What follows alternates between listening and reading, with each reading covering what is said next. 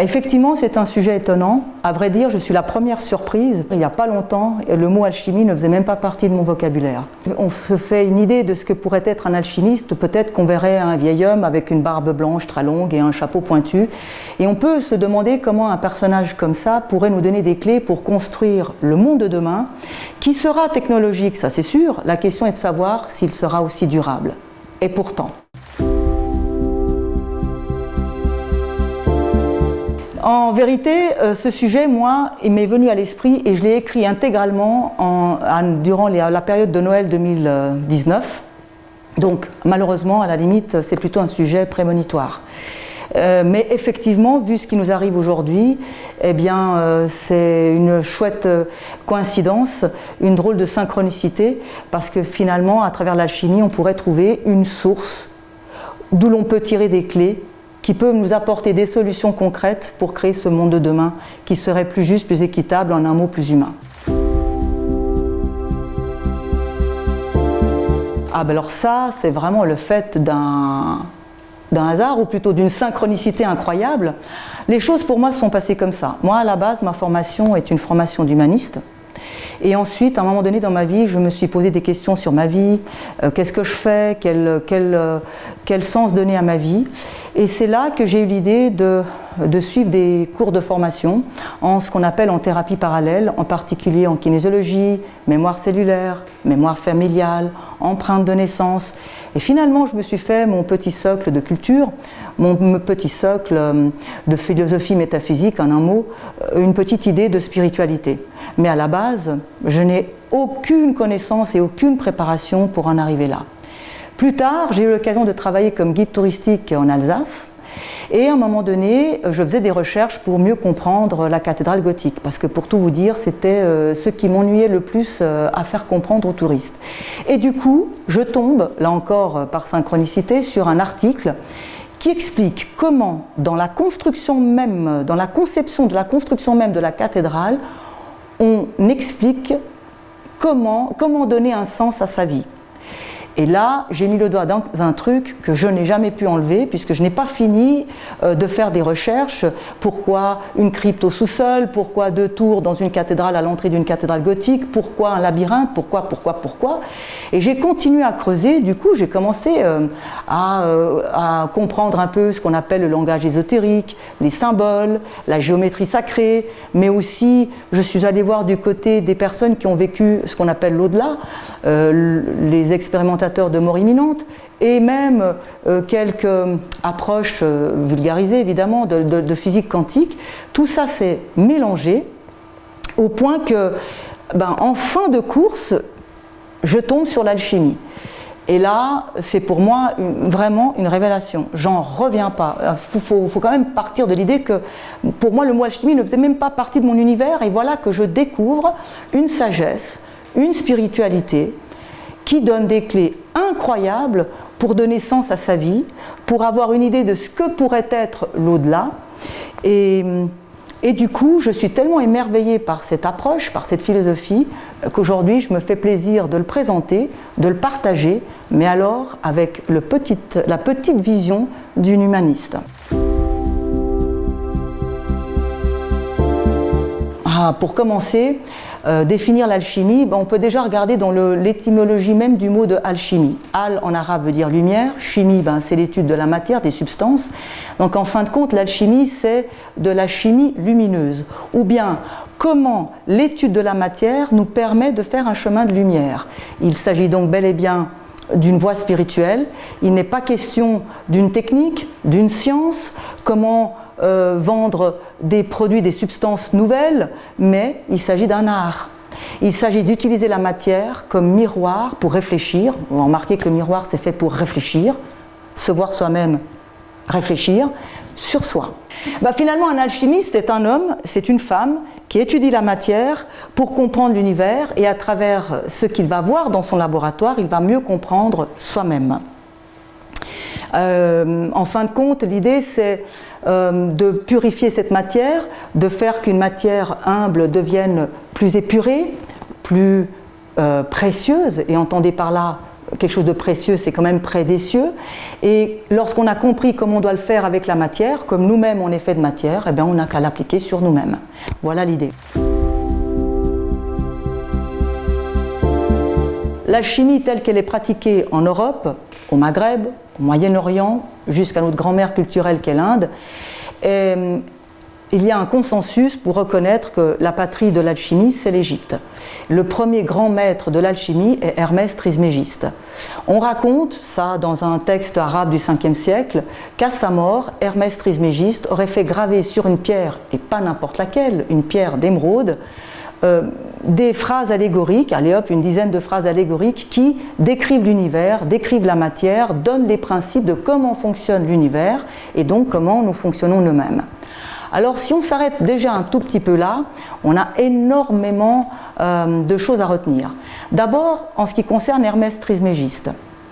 Hermès Trismégiste, déjà on n'est pas du tout sûr que c'est quelqu'un qui ait vécu concrètement. Ça peut être un mythe, mais peu importe. Alors on peut regarder pourquoi l'appeler Hermès Trismégiste. Le dieu Hermès chez les Grecs, Mercure chez les Romains, c'est le dieu des voyageurs, c'est les dieux des commerçants, c'est les dieux de la communication. Hermès, le Mercure, est-ce que c'est un métal mais liquide? C'est un liquide, mais c'est un métal.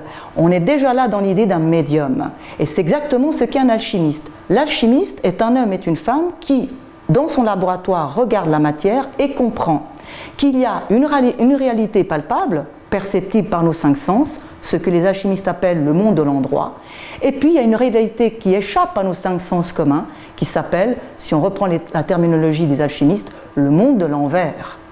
Et donc, l'alchimiste est un médium puisqu'il a la conscience de ces deux mondes qui évoluent en parallèle, qui sont tous les deux réels, même si l'un des deux est peu palpable, voire pas du tout. Maintenant, pourquoi Trismégiste? Ça veut dire 3 fois grand. Alors, ça peut vouloir déjà dire peut-être que c'est quelqu'un de génial, il est 3 fois grand, c'est le grand premier maître de l'alchimie, certes, mais c'est pas tout. Je pense peut-être que Trismégiste, c'est une manière de dire que cet homme, ou bien que l'alchimiste, est quelqu'un qui a compris que la réalité est une et en même temps tripartite. La réalité, elle a 3 dimensions.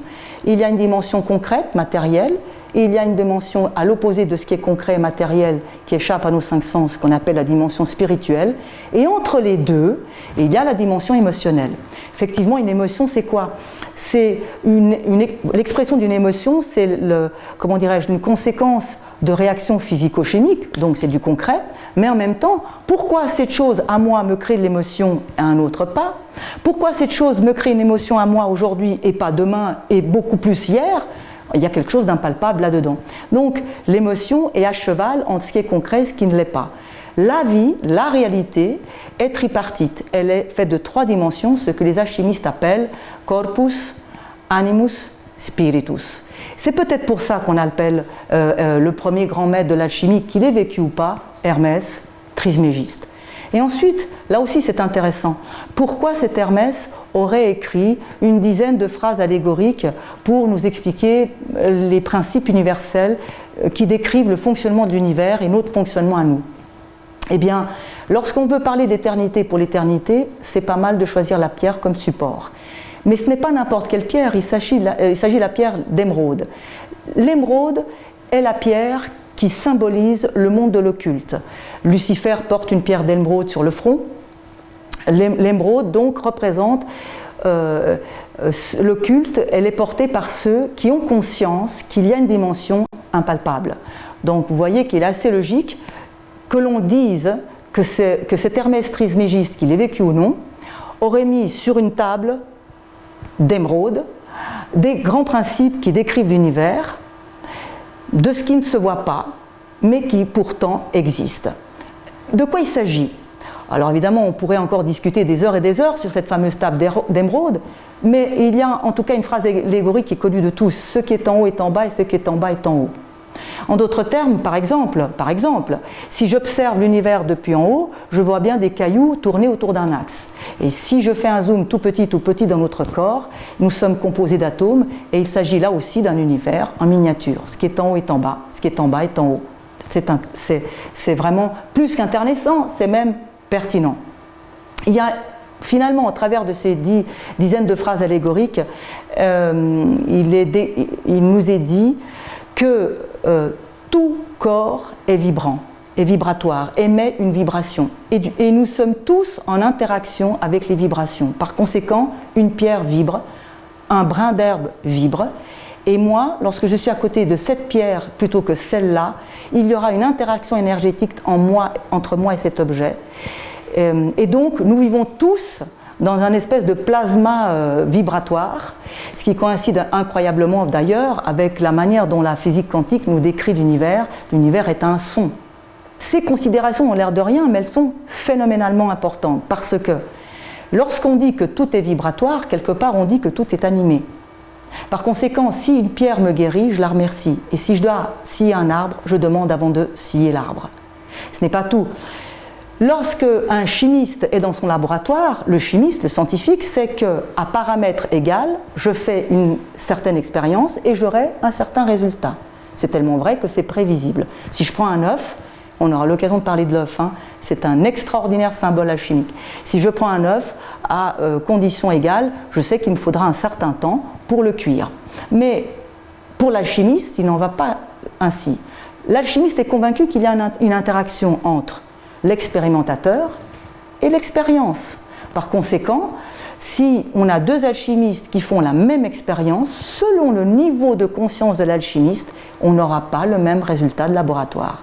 Par conséquent, l'alchimie n'est pas une science, mais elle est un art. Il est même appelé le grand art.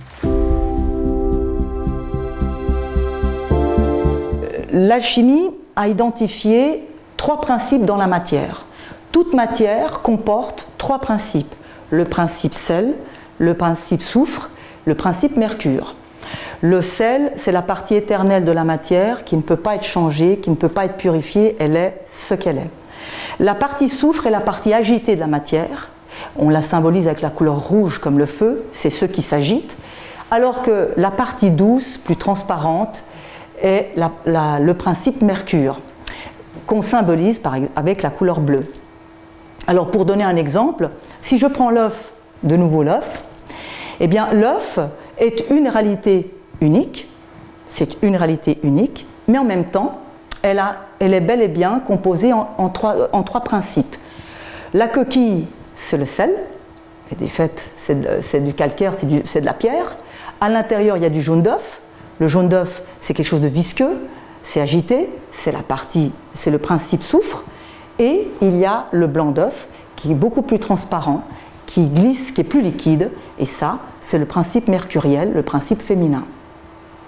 Je peux donner un autre exemple. Si je prends une feuille de menthe et que je la trempe dans de l'eau, là je fais sortir le principe mercuriel de la menthe. Mais si je fais une huile essentielle, l'huile étant plus visqueuse, là j'utilise le principe soufre de la plante de la menthe.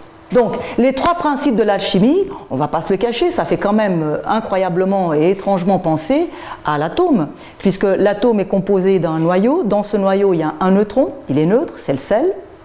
Il y a un proton, et autour, la particule agitée, donc le soufre, c'est l'électron. Par conséquent, et là aussi, on peut faire un autre parallèle avec la Sainte Trinité, mais enfin, le chiffre 3 est un chiffre sacré dans toutes les religions, pour ainsi dire, parce que finalement, tout le monde a compris que la vie est une et tripartite à la fois. Et l'atome, qui est à la base de toute vie, est une réalité une et en même temps tripartite.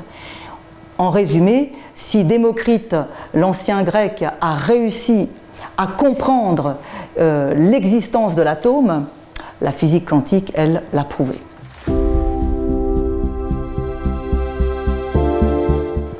Alors, il y a 3 voies en alchimie. Il y a la voie dite humide, féminine. Ce sont les alchimistes qui travaillent le végétal. Effectivement, si je veux travailler sur du végétal, je ne pourrais pas le mettre directement sur le feu. Donc je vais le mettre dans une fiole vitrée, à l'intérieur duquel je mettrai de l'eau, d'où la voie humide, et je vais utiliser un feu doux. Sinon, je vais abîmer mon végétal, qui est une substance fragile, délicate. Et c'est pour ça qu'on appelle cette voie-là la voie lente. Ensuite, il y a la deuxième voie de l'alchimie qui est la voie métallique. Là, c'est un alchimiste qui va prendre un métal, qui va utiliser un creuset, qui va utiliser le four, la tanor, terme arabe, avec un feu violent. On l'appelle donc la voie sèche, on l'appelle la voie rapide. Cette deuxième voie de l'alchimie, c'est la voie métallique. Dans les deux cas, lorsqu'on réussit par diverses opérations à purifier la matière, qu'elle soit végétale, qu'elle soit métallique, on va obtenir une matière, alors pour le végétal, on va l'appeler l'élixir, souvent on ajoute de longue vie, et pour ce qui est de métal, on va l'appeler la pierre philosophale, avec ce fameux mythe du plomb qui peut être transmuté en or. Alors, que dire là-dessus? Je pense qu'un alchimiste, lorsqu'il travaille sur la matière, il fait un travail sur soi. Il devrait donc, de par cette démarche spirituelle, s'équilibrer, se pacifier. Et ça ne peut que contribuer à prolonger sa vie. En ce sens-là, je pense que l'alchimie est un élixir. Pour ce qui est de la transmutation métallique, il n'y a encore pas longtemps on se moquait des alchimistes en disant que la transmutation n'existe pas. Là encore, la physique quantique montre le contraire. Certes, il faut des appareils complexes, il faut monter des températures folles, mais on peut transmuter. D'ailleurs, de nos jours, on peut faire de l'or artificiel. Bon, mais les alchimistes disent, les alchimistes d'hier et les alchimistes d'aujourd'hui, que eux savent utiliser un feu plus doux et faire ce que la nature a toujours prévu. Toute matière est censée un jour ou l'autre devenir de l'or. En d'autres termes, le plomb est un bébé or, d'après le point de vue de l'alchimie. C'est quand même extraordinaire tout ça. Bon, maintenant, si on transpose ces concepts du point de vue de l'âme, parce que l'élixir de longue vie et la transmutation du plomb en or, on n'y croit pas, ça ne nous intéresse pas, ok, pas de problème. Eh bien, au niveau de l'âme, si moi je me rends compte que j'ai des dysfonctionnements, que j'ai une manière de voir et de penser les choses qui me fait revivre sans arrêt de la souffrance, j'ai le droit de m'arrêter, de me rendre compte quelle pensée, quel schéma je suis qui me fait aller de souffrance en souffrance, et puis je peux aussi décider de voir le pourquoi j'ai ce schéma-là, et puis enfin je peux prendre la responsabilité de dire je continue ce schéma ou je change de schéma. Littéralement, qu'est-ce que j'ai fait là? Eh bien, j'ai mis en lumière ce qui me plombe. Et ça, c'est bel et bien de l'alchimie, de l'âme, mais c'est toujours bel et bien de l'alchimie. Il y a une troisième voie de l'alchimie, la végétale, la métallique, et la troisième voie, c'est lorsque l'alchimiste applique les principes de l'alchimie sans utiliser d'intercesseur, sans aucune matière. Il applique ces principes directement sur lui-même. C'est la voie du prophète. Cette voie-là est appelée la voie du milieu. Maintenant, finalement, quel est le but de l'alchimie? Transmuter. Alors, il faut aussi se comprendre, transmuter, c'est pas transformer. Je m'explique. Si je prends du bois et je fais une chaise en bois, j'ai transformé le bois en chaise, mais c'est toujours du bois. Si par contre, je prends du bois, ou plutôt, si une marionnette en bois devient un enfant en chair et en os, là, c'est Pinocchio, et il s'agit bien d'une histoire qui raconte une transmutation. Donc, le but de l'alchimiste, c'est prendre une matière vile, révéler son potentiel par des opérations chimiques diverses et variées qui lui permettra de devenir de l'or, de devenir une matière purifiée, mais en fin de compte même de faire disparaître la matière, parce que même l'or, c'est toujours de la matière. Or, le but de l'alchimiste, c'est persévérer. Percez et vous verrez. Mais vous verrez quoi? Ben, le monde de l'envers. Et ce monde de l'envers, c'est le monde de l'éther, que les Chinois appellent Qi, que les Hindous appellent Prana. Cette énergie, cette cinquième essence, la quintessence, cette énergie invisible, mais qui est pourtant bel et bien là, c'est celle qui permet aux atomes, aux particules subatomiques de faire un atome, c'est ce qui permet d'être les uns et les autres interconnectés, que ce soit moi un être humain, qu'avec un brin d'herbe, avec un animal ou avec une pierre.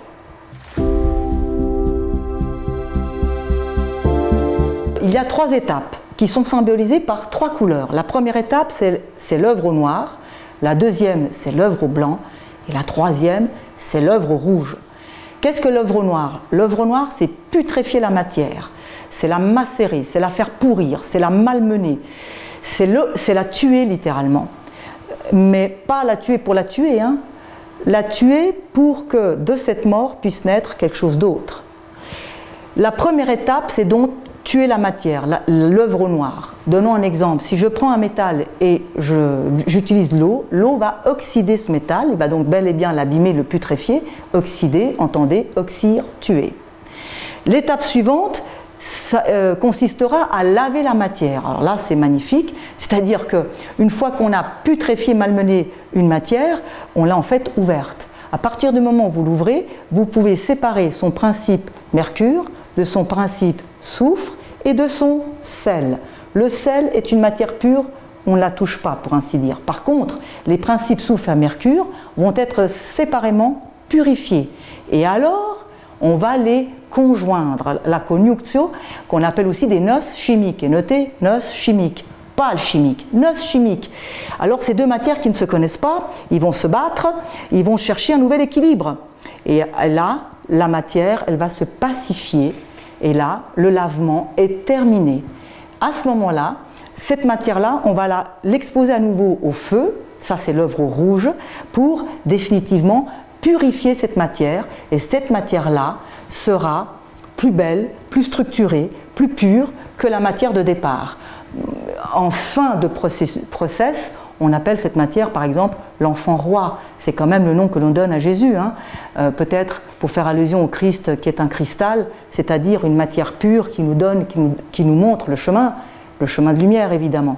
Maintenant, combien d'étapes il faudra accomplir pour réussir à obtenir notre élixir végétal ou notre pierre philosophale?